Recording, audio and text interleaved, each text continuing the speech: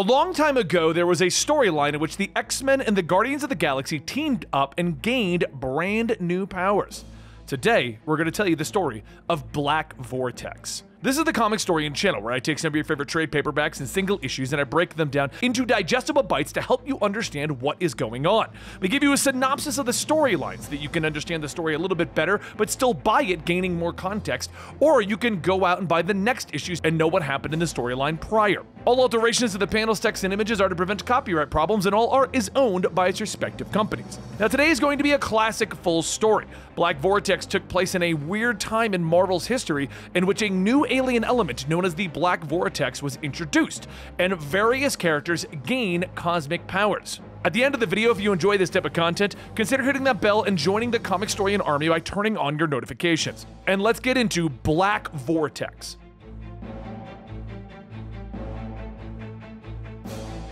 $12 billion years ago, an alien known as Gara was concerned that her people had reached the limit of their potential, that this was it, they could go no further in her time. But that's when the alien structure her people had worshipped granted her something, a mirror, which would allow an individual to see their full true potential. The question is, was it a gift or was it a curse? We now go to current day with Storm telling Beast he's wrong, and he knows it. He broke the laws of space and time by bringing the original 5 X-Men to the present from the past, and while Beast admits that it may have been wrong, he can't see the damage that he's done without seeing all of space and time. And since he'll never get to see all of space and time, he'll never know if he actually did anything wrong. But that's when Magique shows up with the young X-Men in tow. Kitty needs all of us, so let's go. She grabs both Beast and Storm and they warp out of there. Meanwhile, in space, the Guardians are having game night and Rocket Raccoon is cheating as the game master until Peter Quill calls up the team to tell them that he needs help. He snuck onto Mr. Knife's starship with Kitty Pryde, and they discovered that Mr. Knife had gotten his hands on the Black Vortex, a gateway to infinite power. Not only that, but he was teaming up with Thane, Thanos' son. Mr. Knife, who by the way is Jason of Spartox, Star-Lord's father, was having some of his lackeys touch the mirror, and they were granted amazing powers, becoming his Slaughter Lords. But it's just as Thane was about to submit to its powers that Peter explains that he and Kitty jumped through the floor and they took the mirror with them. And now Star-Lord and Kitty Pryde are having everyone come to planet Spartox, so the orphanage where Star-Lord helps out, so that they can figure out what to do next. The X-Men, the Guardians, and various random helpers all converge to try and figure out what they should do with it. What should they do with the Black Vortex? But it ends in them deciding who will try it first. Gamora volunteers, but Storm tries to tell her no, and Bobby wants to use it to get him to grant him powers of Tony Stark, you know, money powers, or Thor's chin power.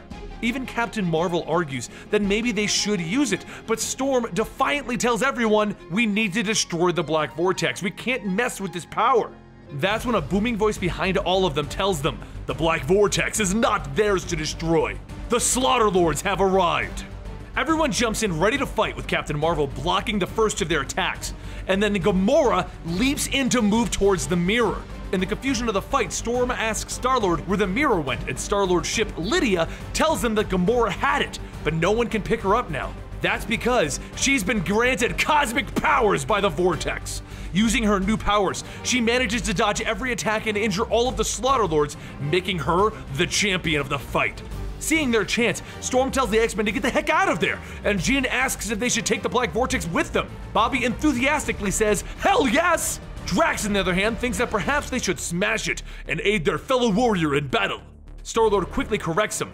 I think she has it, Drax. And that's because Gamora is literally dropping all of the Slaughter Lords. So Magique does her thing and she teleports everyone to the moon of Spartox along with the Black Vortex. And it ends as the Slaughter Lords have no idea where they all went. The debate finally begins again. What should they do? Storm wants to destroy the Black Vortex, but look at the power that Gamora has. Obviously, it works and it's worth it. Star-Lord takes point. All right, let's all line up and power the hell up. And that's when Kitty Pryde eyeballs him. What? You want to use this? Well, yeah. We power up, stop them from powering up, and keep the Black Vortex from them. You actually want to use this on each other. I somehow got the feeling you don't think we should. Oh man, you're so gonna break up with me over this. Everyone begins to reconsider, and Captain Marvel asks, is everything in the galaxy bad? And Drax just votes that they just let him destroy everything because he doesn't even need the Vortex. Star-Lord tries to convince Kitty that they need to do this. She doesn't understand the things in space that they deal with. And Gamora agrees. With this power, she can finally end Thanos' life. But none of that matters as everyone hears a whoosh and the area fills with a blue light. "Oh my stars," declares Beast as he steps out of the vortex. A new person. He could see everything now. Space, time, the connections between them all, and he thinks, now he knows how he can fix everything. He can fix what he broke. The first thing he does is begin his calculations, and Kitty looks at him disappointed. "You shouldn't have done this, Henry." Laura runs over. "I've had enough of this thing!" And Beast shouts no, and the vortex hits her, knocking her back. But at that moment, Nova finally catches up. "Hey guys, I made it!" And then he looks around at everyone looking worried, scared, and angry. "What did I miss?" Gamora grabs the vortex and sides with Beast as they show everyone their full potential, and Beast calls out to his friend, "Storm, I wish you would submit. You could see the future without fear. It is within our grasp." Not everyone turns away though. Seeing his potential, Angel steps forward and he submits to the vortex. He then walks over with Beast and Gamora and he tells them he is free. Seeing how cool Angel got, Bobby steps up. "Hell yeah, I submit!" But Drax gets in the way. "No! Back away from the vortex, Oscar the Grouch. I have not begun to unleash the Grouch." Kitty confronts Beast. "Remember, it was your job to watch these kids, Hank? None of that matters, Kitty." But then Beast realizes the vortex is missing. That's because Storm has grabbed it and she's making a break for it. Gamora jumps in, throwing her down, and the two begin to battle it out over the vortex. But then Gamora stops because she sees Thanos. Beast tells her to ignore it, that it's just Jean messing with her mind, so she furiously jumps at Jean for daring to enter her mind. Kitty grabs Gamora's cape and Drax carries Jean away, then knocks Gamora out. "Control yourself," he tells her. Beast grabs the vortex though and he tells Gamora to stop. They have the vortex and they are not responsible for those who refuse enlightenment. They are the heralds of the new dawn. Beast, Gamora, and Angel all power up and take off into space. And Star-Lord, Kitty, Captain Marvel, Nova, and the rest of the X-Men all try to think of a way to stop them. But they can't. They're too fast in this state. But that's the least of their worries as Mr. Nice's ship arrives overhead. Bobby asks if that thing is on their side, and sadly, Star-Lord tells him that it isn't. Mr. Nice's ship begins to charge up, and it opens fire on the moon! Meanwhile, Beast, Gamora, and Angel have all gone to another planet, a primitive one, where they are revered as gods for being so powerful to the primitive individuals there. Beast declares, "It's time to change the universe, starting with this world." When suddenly, Gamora is struck from behind by a laser beam. She hits the ground hard and drops the black vortex, but as she reaches out for it, someone steps on her hand, and she looks up to see Ronan of the Kree. He smashes her into the ground and takes the black vortex. He then brings it back to his ship, and they leave the area. But Gamora knows where he is going. She knows the Kree, and she knows where they can find the black vortex. Back on the moon of Spartox, everyone survived the blast thanks to Magik's powers. Realizing that Mr. Knife will be back for another round, Star-Lord yells for Magik to get them the hell out of there! So she uses the new powers that she's gained from studying with Doctor Strange, and she turns everyone invisible with the powers of Cinerock, since she can't teleport them off the moon. Then, they all load up into Star-Lord's ship and they take off into space, flipping to Slaughter-Lord's the Bird. Once they get into space, they run into even more of their friends, Cyclops and his father, who are traveling through space. The hero's side of this story has just gained a few new allies. While they're making their way through the galaxy, Gamora is leading the charge on the Kree homeworld, as all three of our overpowered heroes are destroying it, looking for the black vortex. They are literally destroying the city and the planet. They have no regard for life any longer. Civilians and heroes alike are burning with their wrath, and the people of Hala, the Kree homeworld, send off a distress signal. When it's received by Star-Lord, Kitty, and the rest of their team, they are also trying to figure out their plan, and at that moment they also see a mysterious alien attacking Spartox itself, and they get a distress call from the orphanage. Mr. Knife and his group are on the moon looking for Star-Lord and all of his friends. Spartox is under attack, and Gamora has declared war on Hala. Their only answer is to split into 3 groups. So Kitty Pryde, Cyclops' father, Venom, and a few others go to Spartox to defend the orphanage. Star-Lord, Captain Marvel, Rocket Raccoon, Storm, Nova, Drax, and a few others all go to Hala to save the Kree. And Cyclops goes with Bobby and Groot to distract the Slaughter Lords and Mr. Knife. The Black Vortex has started a number of problems, and even with all of our heroes, will they be enough to stop this?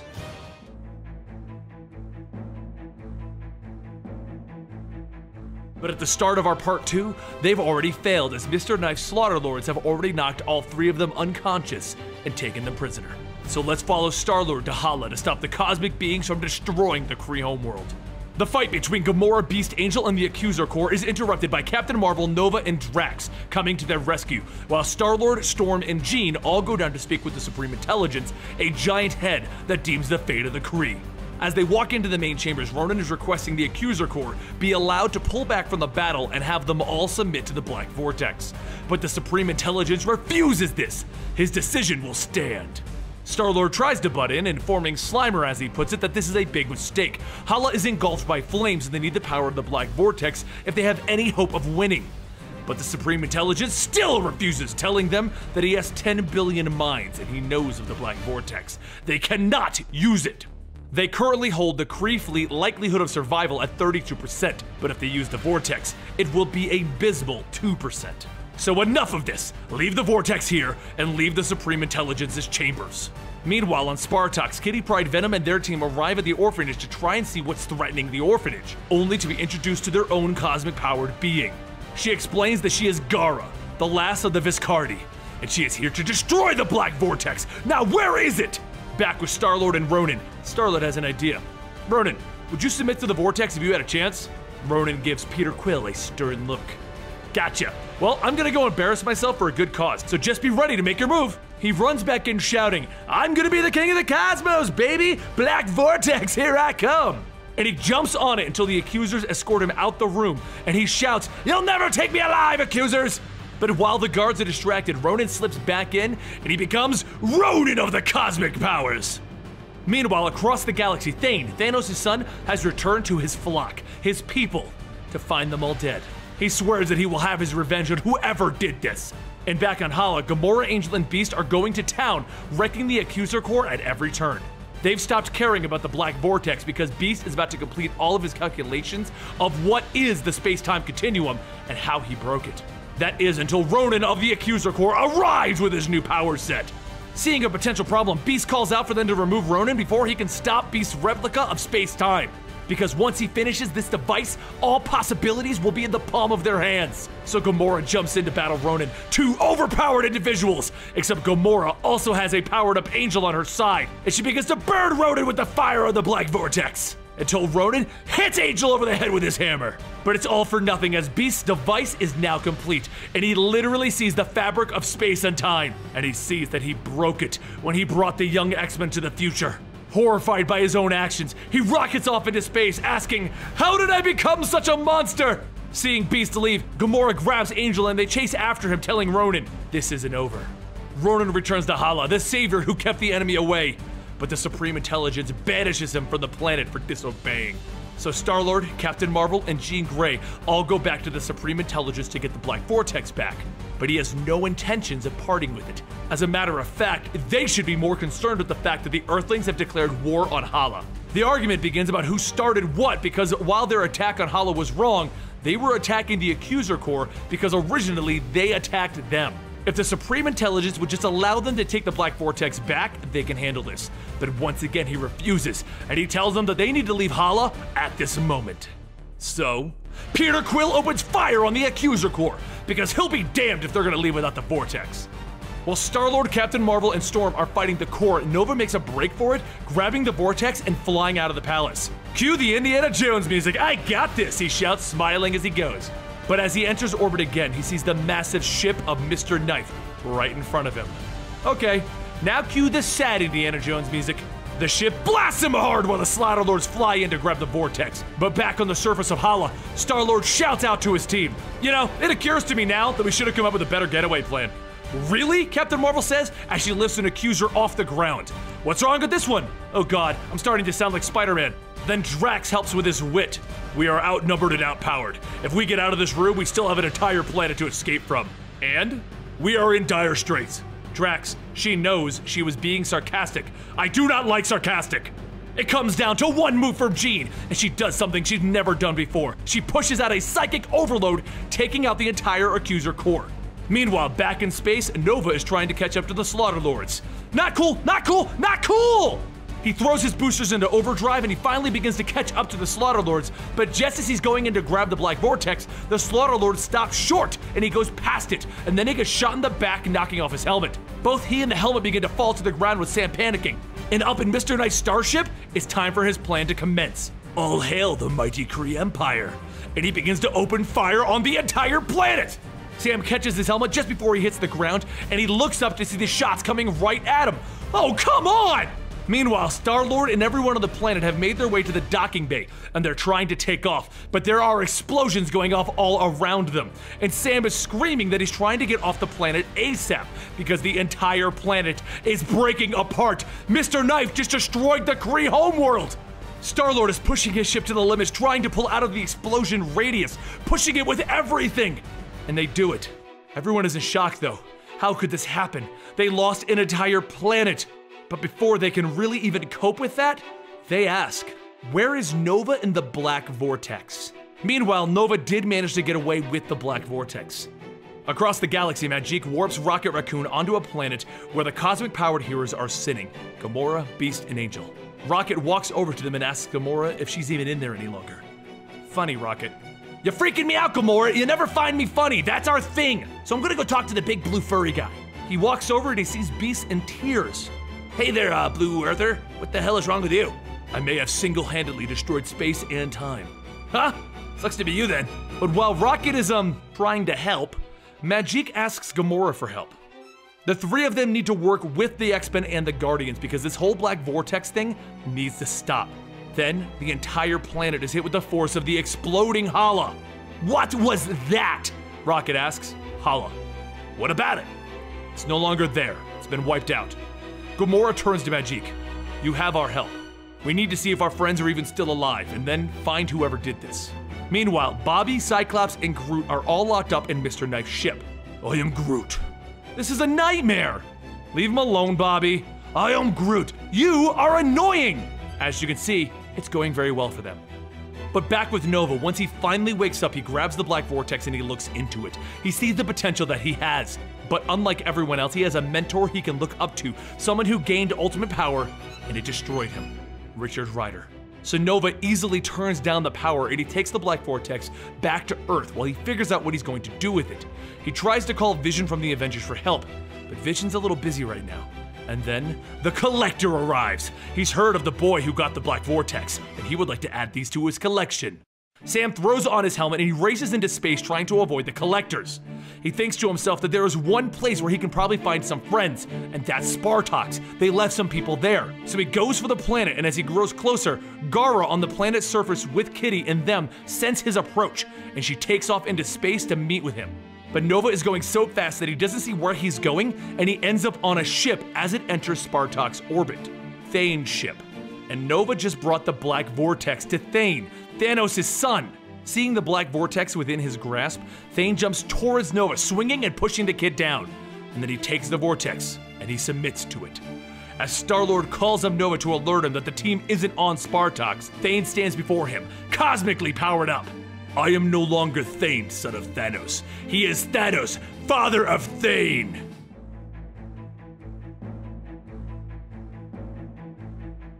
The next part of their plan is about to be enacted as Thane is about to uphold his end of the bargain by encasing the entire planet of Spartox in amber with his new power. Mr. Knife is rather excited as he has managed to steal an entire planet, because this is exactly what he wanted. Star-Lord and his team return to Spartox after all of this to find the entire orphanage and the entire planet frozen in place. Jean can read everyone's minds and they are all in a living death. Star-Lord walks over to his girlfriend, Kitty Pryde, and he tries to tell her he's sorry. He didn't mean for this to happen, and she's right. The Black Vortex is a curse, and he regrets that they stole it from his father. This is his fault. Through the amber, a single tear can be seen on Kitty's face, and it phases through the amber to the outside of her prison. Then, with all of her might, she manages to phase through the amber and free herself. She hits the ground, and Peter grabs her. Kitty, I love you! She explains that she can hear him through the amber, and using everything that she had, she was able to get out. But it's so dense, she won't be able to free anyone else. While everyone is happy that Kitty is out, they tell Venom and the kids that they'll be back for them while Nova explains that this was all Thane. He messed up and Thane has the Black Vortex. At that moment, Majik arrives, and that's when everyone sees another ship arriving over Spartox, the Brood ship.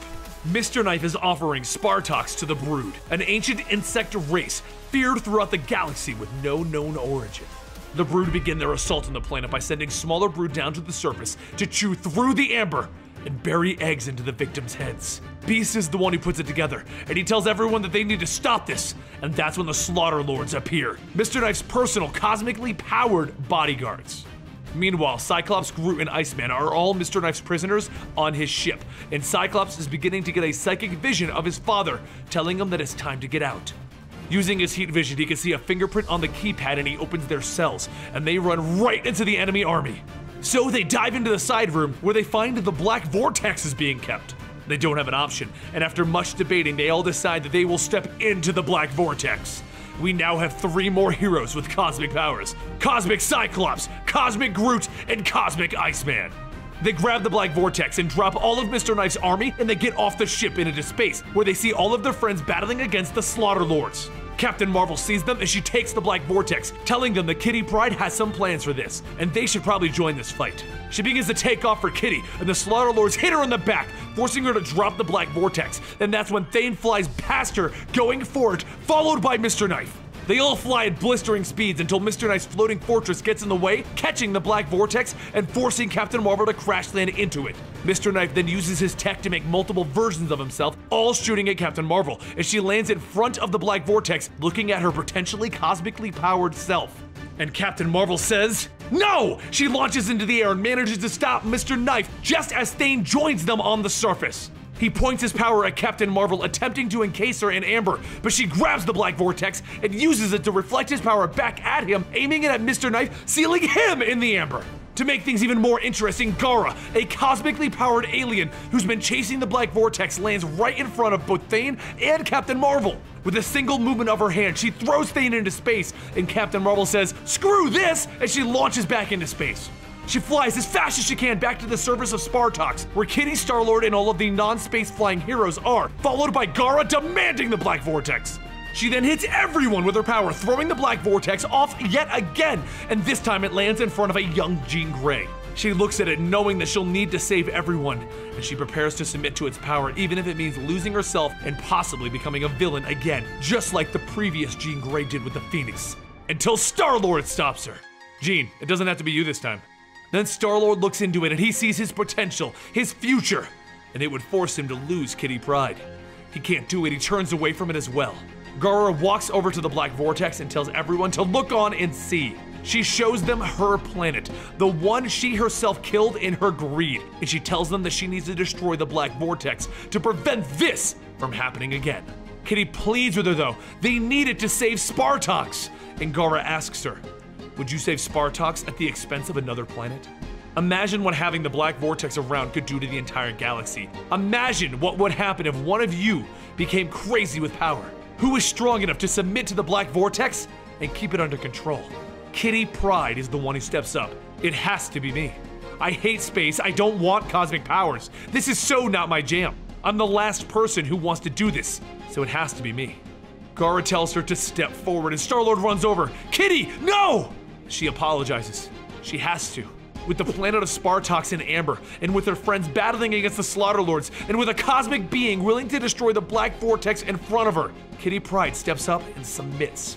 She sees all of the possible Kitty Prydes throughout each generation in multiverse, all of the possibilities and the things that will never be. She sees power even the other cosmic beings don't understand. And while she's coping with all of this knowledge, in the battle with the Slaughter Lords, a cosmically powered Ronin shows up, and he needs his revenge for them destroying his homeworld. He demands that all be judged for their actions.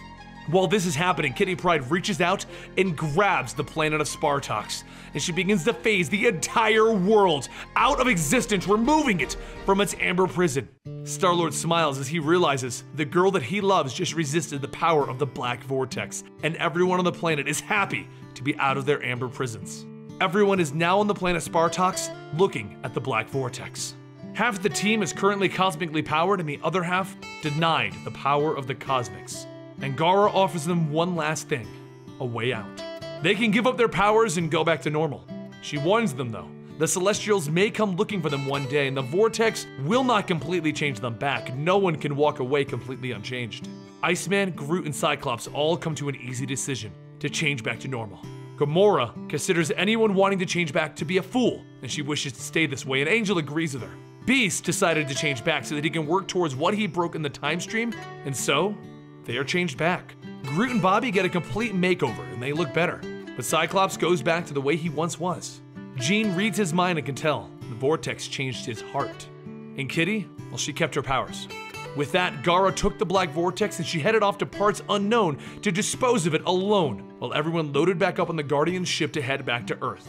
As they all returned, Kitty and Star-Lord took a moment to discuss their lives and what the heck just happened. They love each other and they trust each other, so Star-Lord asks Kitty Pryde, will she marry him? Meanwhile, the Collector picked up and decided to keep Mr. Knife locked in his amber for the collection. And Ronan swore his vengeance as his world was still destroyed. And Thane wants to find the Black Vortex so that he could once again rule the galaxy. With everyone pressing their faces against the glass of the Guardian ship, they can see that Star-Lord and Kitty are embracing, and they all cheer. There's a wedding coming. The end. And there you have it, a fun little slice of Marvel history. All of these characters have lost these powers at this point, I believe. Maybe Archangel kept his, but I don't think so. I think everyone pretty much lost him at the end of this whole thing. And as many of you know, Star-Lord is back to being Peter Quill, not Kitty Pryde anymore. If you like this video, consider joining the Comicstorian army by hitting like, subscribing to the channel, and turning on that bell with notifications. And don't forget to check back every Monday for a giant video right here at Comicstorian. Thank you guys so much for your support. I really do appreciate it, and you all deserve cookies and Doritos. It's a weird mix, though. Please do not take chocolate chip cookies and eat a Dorito with it. Your tongue will not know what is going on. You're going to get a blast of nacho cheese flavor and then a blast of chocolate, and you're just going to be confused. Don't do that. But have them separately. They taste amazing.